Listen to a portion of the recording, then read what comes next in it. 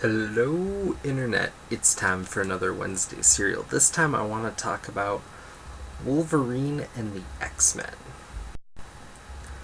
Now, what hit me most about this series was I was kind of reaching a point where I was reading a fair amount of superhero comics and not getting as much out of them. Wasn't particularly enjoying them as much. Nothing bad, but nothing hitting it out of the park. And I just wanted to read Wolverine the X-men for whatever reason, heard good things, and it really struck me because one of the biggest things about this book is it's insanely true to what the X-men are about. And it really plays a lot with one of my least favorite characters, Wolverine, and makes him infinitely more interesting.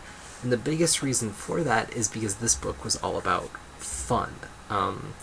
At the end of the last trade, Aaron writes about this mandate that he had for the book is that a lot of comics are so dour and down and whatnot, and he wanted to prove that just because you're having fun with a book doesn't mean you can't be doing anything. In a lot of ways, this book shines because it's willing to go places other books don't, because it's fun and exciting, and it's not dour and grisly and ugh. So really just shown for me.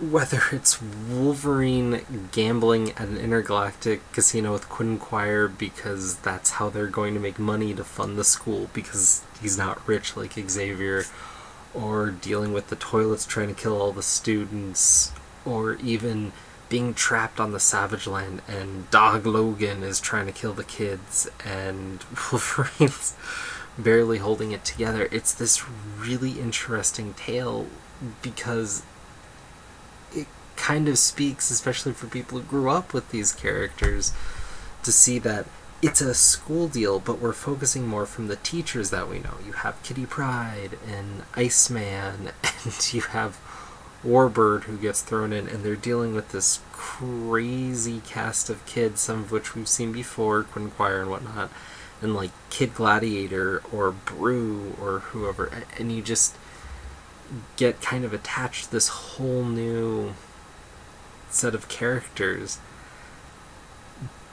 But it's not about them as much as the other side, which is great to see, because with so many comics always focusing on the youth, it's nice to see the other side and have some attention for people who are, past 12. So it's just great to see that, but more importantly, it's great to see a book that isn't so worried about making everyone so depressed that they're not enjoying any part of their life, because at that point, why are you here? What's being gained? What is anyone fighting for, right? And that was the thing, is there are some really crazy superhero moments where all kinds of stuff was going down, and it builds to a huge crescendo with this new Hellfire Club, which is all kids, and that's crazy and fun. You can tell Aaron had fun writing some bizarre villains. But it's in a way it goes crazier. In some ways it would almost be darker than a lot of other comics, but because the View, it keeps it superhero fun. They're just dealing with crazy things. But I mean, there's a girl who hates herself and is dealing with like religious implications, and that's like inherently kind of dark, but because you kind of try to laugh it off, it's there. And to me that seems so much more real, because you don't deal with people seriously all the time. You have to laugh at some things, only just because you don't know how else to deal with it.